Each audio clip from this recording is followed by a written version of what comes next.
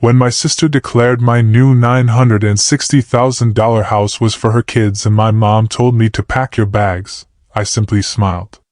I pulled out my phone and showed them the document that changed everything, saying, "Remember when you kicked me out at 18? I bought this home with." The marble countertops and gleaming hardwood floors of my new $960,000 home were not just fixtures. They were a monument to every sleepless night, every sacrifice, and every all-nighter I had pulled to build my tech company. At 32, I stood in the foyer, the culmination of a life's work surrounding me.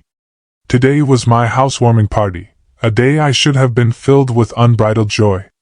But as the front door opened, a familiar knot twisted in my stomach. My sister, Cassandra, strode in with our mother, Eleanor, and a chill slithered up my spine. The look in their eyes, a calculated blend of judgment and entitlement, was one I had seen before. The last time was 14 years ago, on the night that changed everything. Growing up in a comfortable Boston neighborhood, my family looked like a picture-perfect American dream. 2 parents, 2 daughters, a golden retriever. But the foundation was flawed. My parents' divorce, when I was 12, wasn't loud or dramatic, but its quiet dissolution set the stage for years of quiet dysfunction. A few years later, my sister Cassandra, 15 years my senior, was married, and by 22, she had married Eric, a wealthy investment banker. Their wedding was lavish, a spectacle funded by my mother, who spent nearly $50,000 she didn't have, justifying it with a familiar refrain, "A daughter only gets married once." At 19, while Cassandra was beginning her entitled life, I was working 2 jobs and attending community college, contributing what little I could to my bridesmaid expenses. Cassandra's family grew quickly. Her son, Thomas, was followed by Natalie, then Benjamin. With each new child, Cassandra's sense of entitlement grew, and my mother's devotion to her became absolute.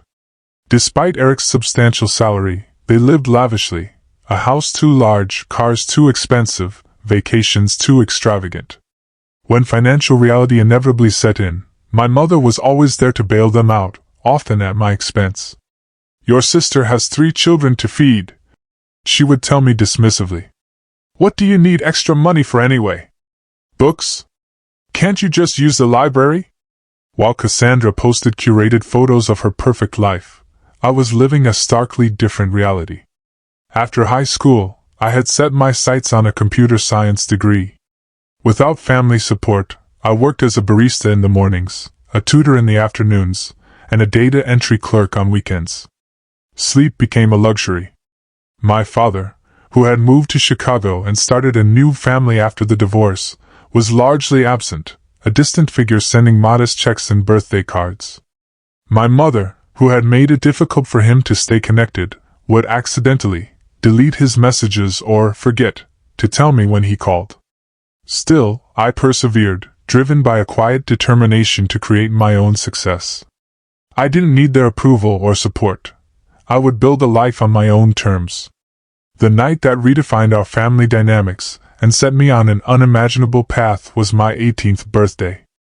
I had arranged to have the evening off, a rare luxury, and had no expectations of a grand celebration. When I arrived home from my tutoring job, I found Mom and Cassandra hunched over spreadsheets at the kitchen table. They barely acknowledged me. As I heated up a plate of leftovers, I noticed something familiar about the papers spread before them. A sudden, cold dread washed over me. "Why do you have my college paperwork?" I asked, my voice barely a whisper. Cassandra sighed dramatically. "We might as well tell her, Mom." My mother straightened the papers and looked at me with the familiar expression that preceded a demand for sacrifice. "Hazel, we need to discuss your college plans," she began. "Cassandra and Eric need a bigger house now that Benjamin's on the way. Eric's bonus wasn't as large as they expected this year, and they're a bit stretched." I sat silently, knowing what was coming. "The thing is," Cassandra interjected, "we've calculated everything. And even with Eric's salary and Mom helping with the down payment, we're still short." "Short for what?" I asked, though my heart already knew the answer. "We need to use your college fund," Mom stated flatly. The words hit me like a physical blow. The money my father had started for my education, the fund my mother had promised remained untouched, was to be used for Cassandra's down payment. It's not like you don't have scholarships already. Community college is perfectly respectable. You can transfer later when things aren't so tight for the family. That's my money, I said quietly, the injustice of it all welling up inside me. Dad set it aside for my education. Don't be selfish, Hazel, Cassandra sneered, rolling her eyes. We're talking about a home for your niece and nephews. Where are they supposed to sleep? Should Benjamin just live in a closet because you want to attend some fancy university? I felt the tears threatening, but a new feeling, sharp and defiant, rose within me. A lifetime of compliance was giving way to indignation. No. The simple word hung in the air. Mom blinked, unaccustomed to resistance from me. Excuse me? She asked. No, I repeated, stronger this time. That money is for my education. I've worked too hard for this. I've earned my scholarships, and I deserve to use my college fund for college. Mom's expression hardened. This isn't a negotiation, Hazel. This is what's happening. Your sister has a family to provide for. And I have a future to build.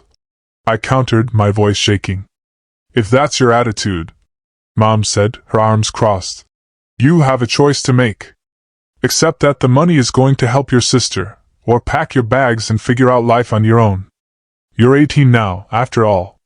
Cassandra wore a smug expression, certain I would back down as I always had. But something had snapped inside me. Years of being second best, of sacrificing my needs for her wants, were finally at an end. I stood up slowly. I'll pack my bags. Their shock would have been satisfying if I hadn't been so terrified. I walked to my bedroom, my movements mechanical, and packed a suitcase. Mom appeared in the doorway as I zipped it closed. You're being ridiculous. Sleep on it. There's nothing to discuss, I replied, surprised by my own calm. You've made your position clear. I'm making mine clear too. I wheeled my suitcase past her, grabbed my backpack, and stepped out into the cold Boston night. No one called after me. That night, I slept in my car in a Walmart parking lot, using my uniform as a pillow. For 2 weeks, that was my routine. I worked my 3 jobs, slept in my car, and showered at a gym. I told no one. On the 15th day, my computer science professor, Diane Reynolds, found me dozing in the library. Something in her kind eyes broke my carefully maintained composure, and I told her everything. She drove me to her home that evening and offered me her guest room. It's yours until you figure things out, she said simply. No one should face this alone. Professor Reynolds became my mentor, my advocate, and the first person to believe in my potential without conditions. With her guidance, I secured additional scholarships and an internship that would change my life. The night I was kicked out had shaped everything that followed. It taught me that I was truly on my own, but also that chosen family could be more supportive than blood. With a patchwork of financial aid, scholarships, and part-time work, I attended a state university. While my peers attended parties, I worked, waiting tables at a diner, working the IT help desk, and doing freelance web development projects late into the night. I had no social life, but I maintained a perfect GPA. The curriculum came naturally to me. One of my classmates, Stephanie Chin, a brilliant but unfocused student, became my best friend and eventual business partner. We were opposites. I was methodical, she was impulsive. I excelled at back-end programming, she had an eye for design.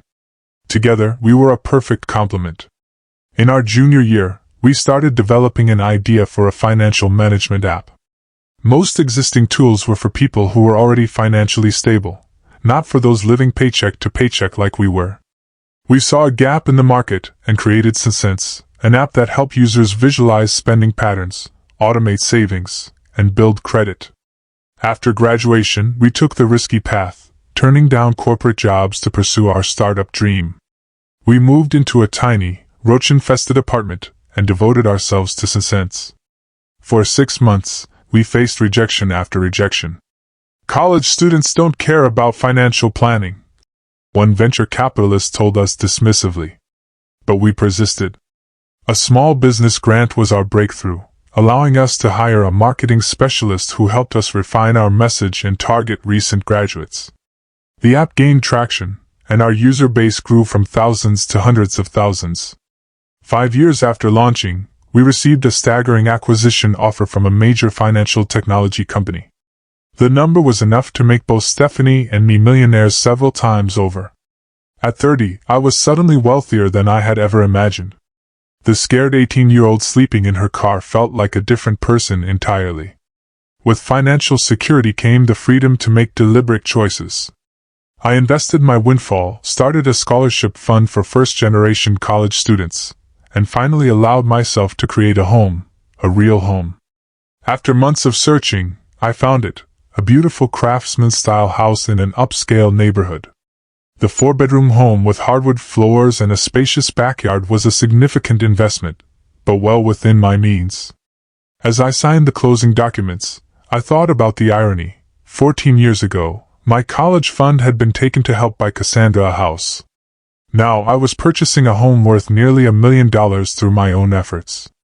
During the renovations, I received an unexpected message from my father.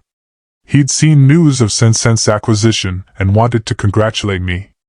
Our first coffee meeting was tense but healing. He apologized for his absence and admitted he had known about the college fund situation but felt powerless to intervene. I didn't forgive him immediately, but I appreciated his honesty. He also mentioned Cassandra and Eric were struggling again. "Mom's still supporting them however she can," he said. As my renovations neared completion, I decided to host a housewarming party. I added my family to the guest list, hoping for closure. The stage was set for a reunion more dramatic than I could have anticipated. The morning of the party, I woke early, every room perfect. My friends, colleagues, and Professor Reynolds arrived first. Then my father appeared, a gift bag in hand. He seemed genuinely pleased to see how well I was doing. "Your mother and sister should be here soon," he mentioned nervously. I refilled my water glass to hide my own nerves. A moment later, the doorbell rang. There they stood, Mom, barely aged, and Cassandra, still beautiful but with lines of stress around her eyes. Behind them were Eric and their 3 children. "Hazel," Mom said, her voice careful. "Welcome," I replied, allowing them in. The children were shy, clearly coached to be on their best behavior. I directed them to the game room upstairs, which broke the ice a bit. "Beautiful home," Eric commented, looking around with professional interest. As I led them on a tour, I watched Cassandra's expression grow, increasingly calculating. She ran her hand along the quartz countertops and peered into closets. "This must have been quite an investment," Mom finally said as we reached the master bedroom. "It was," I acknowledged. "But I've been fortunate in my career." "What exactly do you do now?" Cassandra asked, sitting uninvited on the edge of my bed. "Dad mentioned something about an app." I gave them the abbreviated version of my success story. I watched their faces shift from polite interest to stunned realization. "You sold your company for millions?" Cassandra clarified, her voice higher than normal. "We did," I confirmed. An hour into the party, after I had thanked my guests, Cassandra stepped forward. "As Hazel's sister, I'd like to say something, too." Her voice carried the confident, entitled tone I remembered from childhood. "Family is everything," she continued, placing her hand on my arm. "And seeing Hazel's beautiful home today has made me realize how perfect this would be for our family." A confused murmur rippled through the guests. "No," Cassandra corrected, her grip tightening on my arm. "What I mean is that this house would be perfect for my family. With Eric's job situation and the kids needing good schools, we've been looking for exactly this kind of home." The room fell silent. "It's wasted on one person when we have 3 growing children who need space and stability," she declared. Mom nodded in agreement. I stood frozen, unable to believe what I was hearing. After 14 years, after taking my college fund, they were now not just suggesting, but demanding my house. "Hazel," Mom continued, her voice taking on an authoritative tone. You need to pack your bags and find somewhere smaller. A condo downtown would suit your lifestyle much better. It's the least you could do." Cassandra was already walking around, pointing out changes they would make. I took a deep breath, feeling a strange calmness settle over me despite the outrageous scene. "I have something to show you," I said quietly. I retrieved my phone and, with a few taps, projected a document onto the large television in the living room. "What's this?" Cassandra asked impatiently. "This," I replied, "is a restraining order I filed 14 years ago, after you kicked me out on my 18th birthday." The room fell into stunned silence. "What are you talking about?" Mom's voice broke the quiet, a mixture of confusion and indignation. "We never kicked you out. You chose to leave. You gave me an ultimatum," I corrected, my voice steady. "Except that my college fund would go to Cassandra, or pack my bags." "I packed my bags. You didn't stop me. That was a disagreement, not an eviction," Cassandra scoffed. "You were being dramatic." "I slept in my car for 2 weeks," I replied simply. "In February. In Boston." A murmur ran through the guests. I swiped to the next document. "This is why I filed the restraining order." The screen now showed credit reports and loan applications, all in my name, all from the period immediately after I left home. After I left, someone opened 3 credit cards and took out a personal loan in my name. The total debt was just over $45,000. Mom's face had gone white. Cassandra stared fixedly into her wine glass. "Fortunately," I continued, "the detective who helped me was thorough. The credit cards were used at stores Cassandra frequented. The loan money was deposited into an account that then transferred the exact amount to your joint checking account, Eric." Eric turned slowly to face his wife, his face ashen. "You told me that money was from your mother, a gift." "It was a difficult time," Cassandra insisted, tears welling in her eyes. "We had a baby, needed a home. Mom was just trying to help us. And I also discovered quite a bit about your family finances," I said, swiping to another document. "These are records of 6 failed business ventures Cassandra invested in without your knowledge, using joint funds. Total losses exceeded $200,000 over 8 years. Eric's face drained of color. "What business ventures?" "Her college friend's clothing boutique, her cousin's restaurant, a subscription box service for pet products, among others," I listed. "All failed. All received substantial investments from your family accounts. They were personal loans to friends." Cassandra protested weakly. "I think," I said clearly, looking at all of them, "that we've gotten off track. You came here today to claim my home for yourselves, assuming I would once again sacrifice my needs for Cassandra's. I'm making it clear that will never happen again. You'll throw your own sister's family out on the street?" Mom demanded. "Where is your compassion?" "My compassion?" I laughed, though there was no humor in it. "Where was your compassion when I was sleeping in my car? Where was your compassion when you stole my identity and left me with crushing debt before I'd even started college?" I took a breath. "I'm not throwing anyone out. I'm willing to discuss setting up education funds for Thomas, Natalie, and Benjamin. They're innocent in all this, and I'd like to get to know my niece and nephews. We don't need your charity." Cassandra snapped, though Eric's expression suggested otherwise. "It's not charity," I replied. "It's family helping family. The right way." Mom grabbed her purse. "I think we've heard enough. Cassandra, children, we're leaving." Eric slowly nodded. "I need to understand exactly what's been happening with our finances," he said. "Kids will be fine for a while longer." As Mom and Cassandra moved toward the door, my friend Stephanie stepped forward. "I think that's best," she said. "This is a celebration of Hazel's new home, not a venue for attempted property theft." After they left, the party slowly regained its momentum. Later, Eric approached me.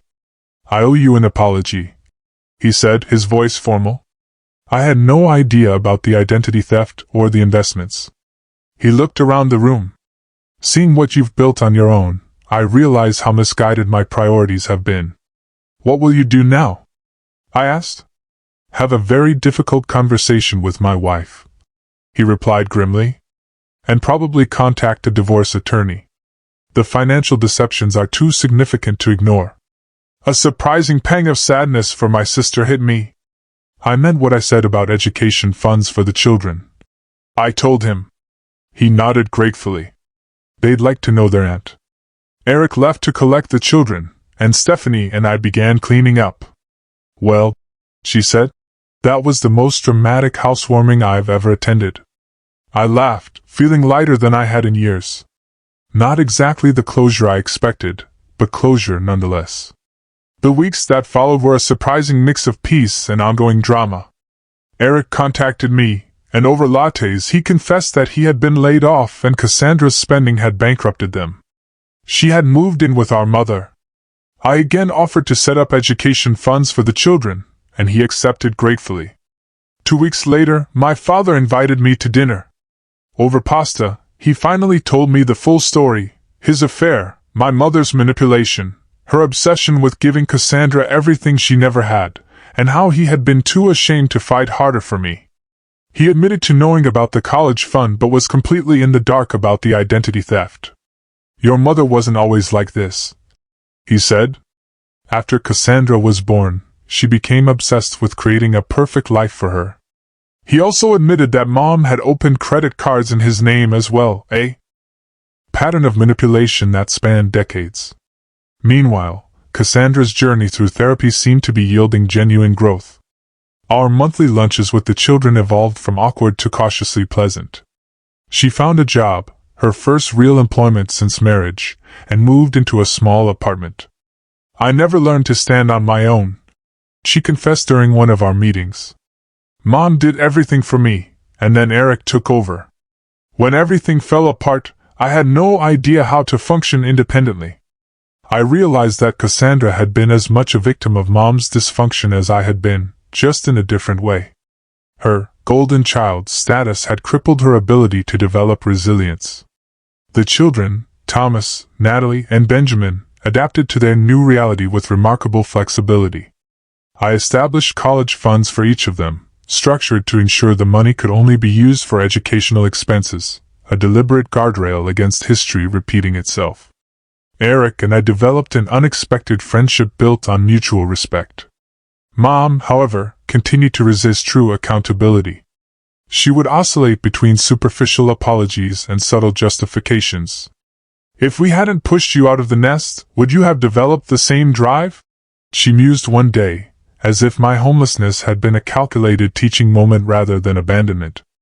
That's like saying abuse makes people stronger, I responded carefully. Some survive despite it, not because of it. I succeeded in spite of how you treated me, not because of it. By the 1-year anniversary of my home purchase, I had established clear boundaries for family interaction. To mark the occasion, I hosted a smaller, more intimate gathering. Stephanie and her new fiancé were there. Professor Reynolds and her husband attended. Dad came with his new girlfriend, Laura. Eric brought the children, and even Cassandra made a brief, pleasant appearance. Mom was notably absent, a quiet victory in my long-fought battle for self-respect. As evening fell, Thomas approached me with his laptop. Aunt Hazel, can you look at my code? I'm trying to build a game.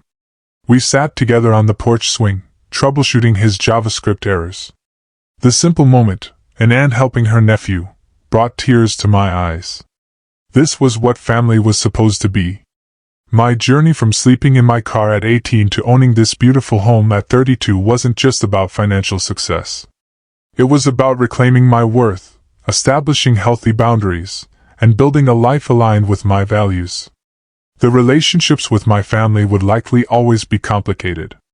Mom might never fully acknowledge the harm she caused, and Cassandra's growth might have limits. But I no longer needed their validation or approval. The frightened 18-year-old who drove away from her childhood home with nowhere to go had found not just shelter, but strength. She had discovered that family is sometimes chosen, not born, and that standing in your truth, however painful, leads to authentic connection.